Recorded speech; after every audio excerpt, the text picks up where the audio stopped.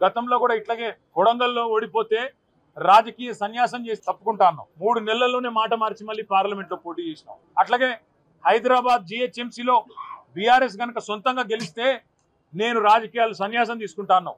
అప్పుడు మాట తప్పినాం. అందుకే నీ మాట మీద నమ్మకం లేదు కాబట్టే మేమే చెప్పినాం, మా పార్టీ తరఫున మేము ప్రెస్ క్లబ్ బుక్ చేస్తాం, ఆ ప్రెస్ క్లబ్కు మీరు రండి 11 గంటలకు జూలై 8 తారీఖు నాడని చెప్పినాం.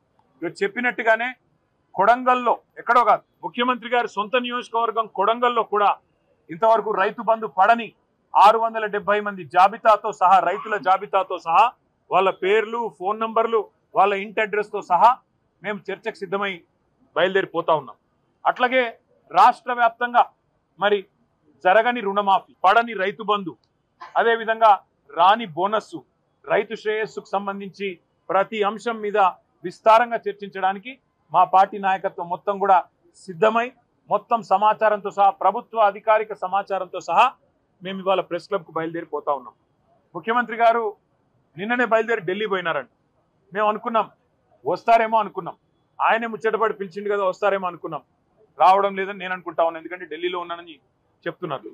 మరి వ్యవసాయ మంత్రి గారు వస్తారా, లేదా ఇంకెవరన్నా బాధ్యత గల మంత్రి గారు వస్తారా, లేక ఉప ముఖ్యమంత్రి గారు వస్తారా మాకు తెలియదు. ఎందుకంటే ముఖ్యమంత్రి గారు స్వయంగా విసిరిన సవాల్ కాబట్టి తప్పకుండా వారి ప్రభుత్వం నుంచి ఎవరైనా ఒక బాధ్యత గల వ్యక్తి వస్తారని నేను అనుకుంటా ఉన్నాను. మేము పోతాము, అక్కడ ఎదురు చూస్తాం. ముఖ్యమంత్రి రావాలి అని మేమేం అంటలేం. ముఖ్యమంత్రి గారి తరఫున ఒక మంత్రి వచ్చినా వారితో చర్చించడానికి మేము సిద్ధంగా ఉన్నాం. ఎందుకంటే ఇంపార్టెంట్ సబ్జెక్ట్, రైతుల సబ్జెక్ట్ కానీ, తెలంగాణ యువత సబ్జెక్ట్ కానీ, 2 లక్షల ఉద్యోగాలు ఇస్తానని చెప్పి అశోక్ నగర్లో ఛాయ్ అడ్డా మీద ఛాయ్ దాక్కుంటా రాహుల్ గాంధీ గారు స్వయంగా ఇచ్చిన మాట మీద కూడా చర్చించడానికి సిద్ధమా అని ముఖ్యమంత్రి గారు అన్నారు. దాని గురించి కూడా మేము సిద్ధమే. అందుకే ఇవాళ మేమందరం కూడా కదిలి ప్రెస్ క్లబ్కి పోతా ఉన్నాం.